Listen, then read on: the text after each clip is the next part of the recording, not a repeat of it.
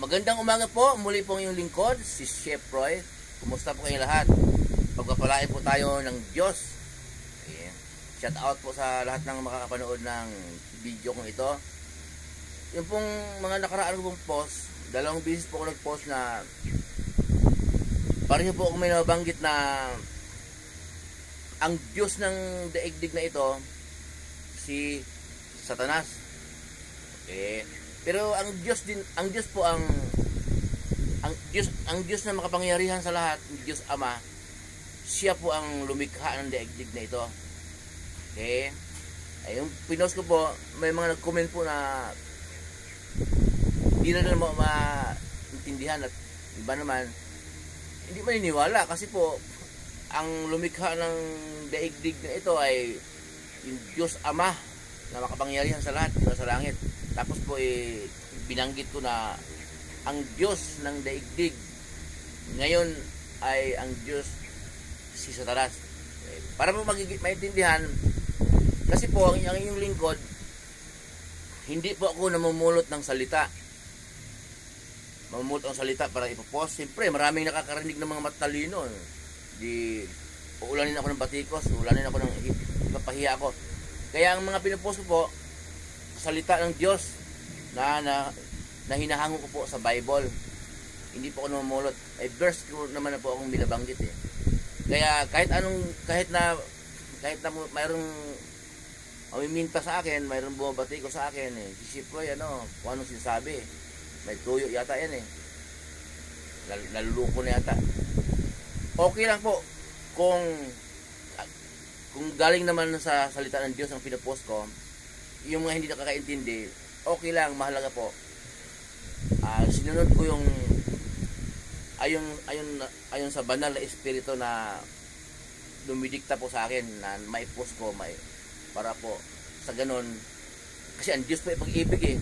Mula noon hanggang ngayon, ang Diyos ay nagpadala ng tao sa mga lugar upang maghayag ng kaniyang salita. Hindi ko na po, wala pong paligoy-ligoy ha. Sasabihin ko po, dito po sa babasahin po yung lingkod. Pangalawang Korinto 4:3-4. Pakinggan po ninyo. Pangalawang Korinto po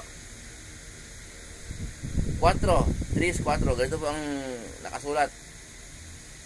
Kung may talukbong pa ang magandang balitang ipinahayag namin, ito'y may talukbong lamang sa mga napapahamak. Okay?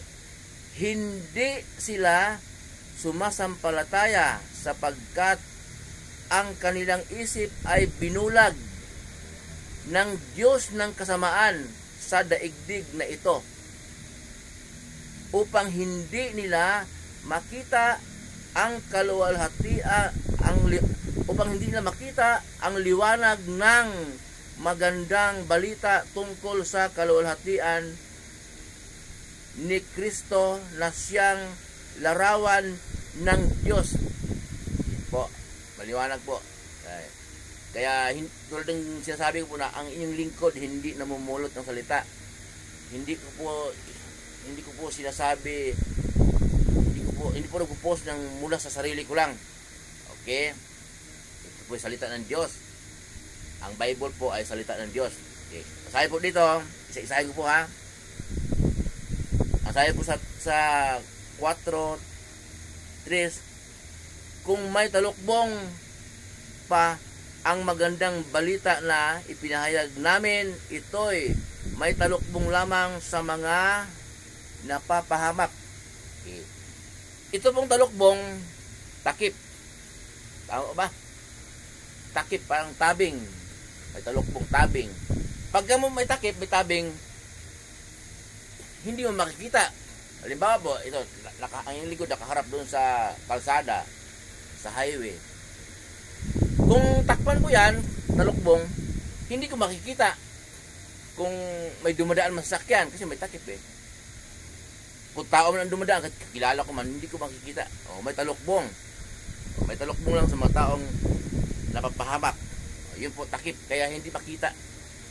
Ang sinasabi nito pong hindi makita, yung magandang balita na pinahayag nila ni Pablo, ito po ay sulat ni Apostol Pablo. Okay. Habang nakakulong po siya, pinagkalooban siya ng Diyos ng banal na espiritu para sumulat sa Corinto. Lugar po yung Corinto. Sinusulatan po niya ang iglesia sa Corinto. Iglesia po, hindi kapitolyo, hindi musipyo, hindi hari sa sulatan niya, kundi iglesia sa Corinto. Ibig sabihin ng iglesia, tinipo ng Diyos, na kinahabagan ng Diyos, pinagkalooban ng kaunawaan. Ayun, iglesia yun. Sinusulatan po niya yung namumuno sa iglesia. Ayun po. Kaya po nakulong si Pablo. Pinakulong siya ng may-ari ng gawaan ng rebulto. Biblical po yun. Nakasulat sa Bible. Humina ang negosyo. Humina ang bintahan ng rebulto. Kaya pinakulong siya. Kaya ang may-ari ng gawaan ng rebulto, malakas sa gobyerno. Siguro malakas magbigay ng lagay, tax. Kaya pininiwalaan naman. Sinabi ng gulo daw. Ayan, pinulong. Kaya po, nung nakakulong po siya, sumulat siya sa mga lugar. Okay, ito po sulat ni Pablo. Sa 4 po naman, hindi sila sumasampalataya sapagkat ang kanilang isip ay binulag ng Diyos ng kasamaan sa daigdig na ito. Yun po. Si Satanas po ang Diyos ng daigdig na ito. Okay?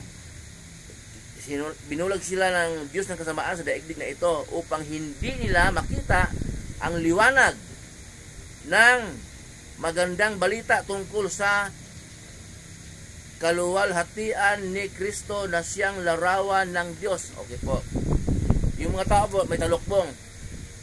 Di ba po? Maghayag ka ng salita ng Diyos, nabuburing sila. Yun po. May talukbong.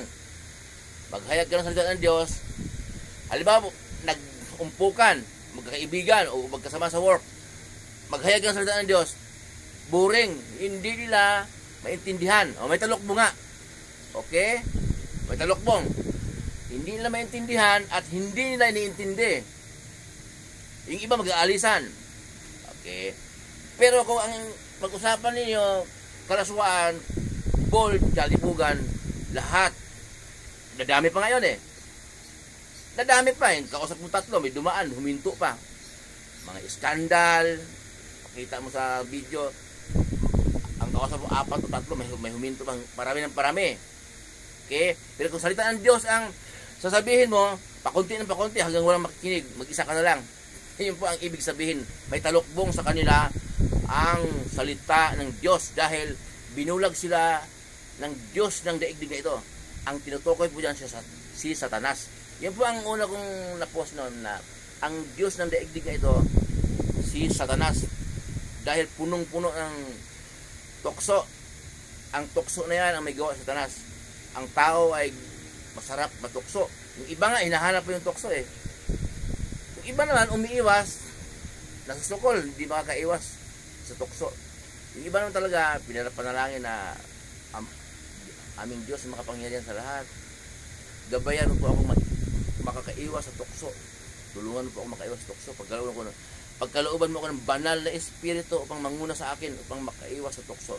Nanalangin ng iba kaya. Maliwanag po ang Diyos ng daigdig nito, si Satanas. Sa panalangin po naman ng ating Panginoong Jesus sa Mateo 17, may nabanggit po siya doon. Nakipag-usap siya sa Diyos Ama na makapangyarihan sa lahat. Sabi niya, Ama, hindi na sila taga-daigdig. Gaya ko na hindi na taga-daigdig. Ang tinutukoy nilang hindi na taga-daigdig, ang kanyang mga apostol. Parang pinanidirian nga ng ating Panginoong Jesus ang daigdig. Sabi niya, hindi na sila taga-daigdig. Gaya ko na hindi na naman taga-daigdig. So, siya hindi taga-daigdig, maliwanag. Diyos siya eh. Bumaba lang dito sa lupa. Nagkatawang tao, maliwanag na. Hindi siya taga-daigdig, gaya ko na hindi taga-daigdig.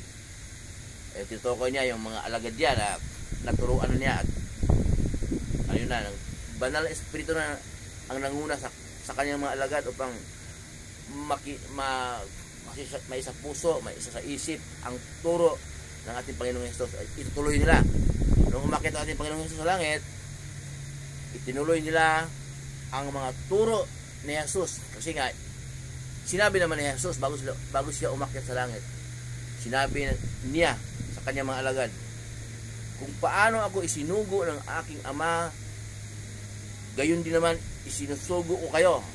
Kaya nung mga aklat ng gawa, mula gawa, puro na yan mga alagad, mga apostol ang nagtuloy hanggang bagong pahayag, aklat ni Judas po. Kaya hindi po tayo maliligaw. Ang turo po ng ating Panginoong Hesus, ang ating pamumuhay araw-araw, siya po ang ating gabay. Muli po ang inyong lingkod, si Shiproy. Mabuhay po kayo lahat, magpalain tayong lahat ng Diyos. Kasamahan kayo ng Diyos kahit saan po kayo pupunta. Sa mga trabahong pinasukan ninyo, mga negosyo, kahit anong pinagkikitaan ninyo, ayon sa kalooban ng Diyos, pagpapalain kayo ng Diyos.